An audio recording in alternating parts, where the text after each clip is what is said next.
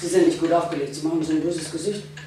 Es ist doch furchtbar, dass Sie all die Jungs umgebracht haben. Ja, aber das wollte ich auch nicht. Wenn ich vor Gott stehe, dann muss er sagen, dass ich rein bin. Und wenn ich vor Mutter und vor Christus stehe, dann kann ich sagen, dass ich das nicht habe wollen. Haben Sie Schmerzen? Ja. Sie haben wohl Rheumatismus. Trinken Sie mal Tee.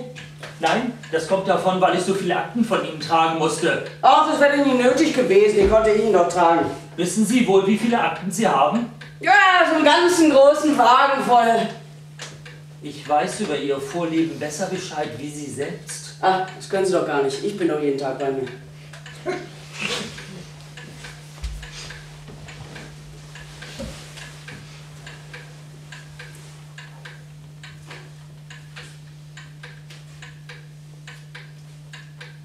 Sie haben ja bald Geburtstag. Es ist schade, dass ich da nicht mehr da bin. Ich weiß wohl, Sie hätten mir was geschenkt.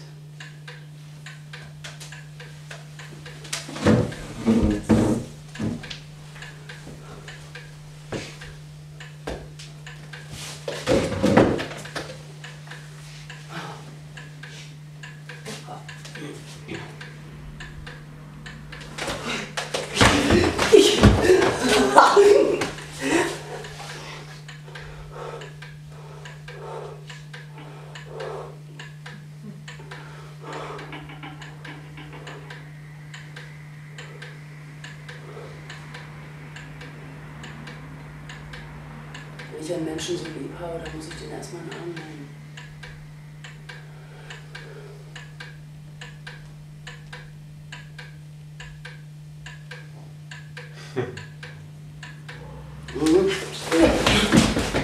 Sie brauchen keine Angst haben, ich beiße nicht.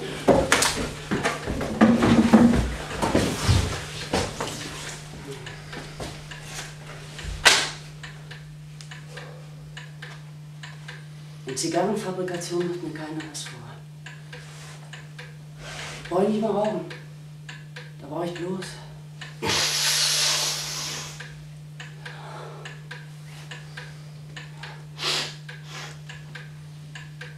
So viel Verständnis habe ich davon.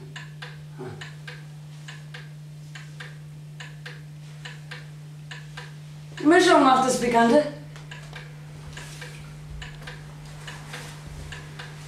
Erinnern Sie sich an einen Paul Montag? Ist es auch ein Puppenjunge? Das war im Jahr 1912. Oh, das ist schon so lange her, da ist schon so viel passiert. Das kann ich nicht sagen. Der Junge war erst 13 Jahre alt. So?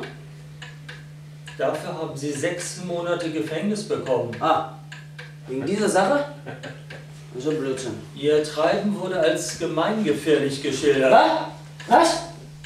Gemeingefährlich? Ich Sie einem da nicht alles erzählen? Da höre ich gar nicht hin, da war nicht immer. Warum weinten Sie dann?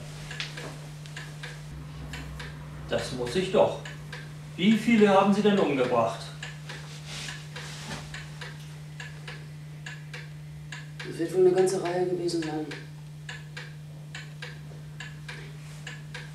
Wenn ich den gehabt hätte, den hätte ich auch umgebracht.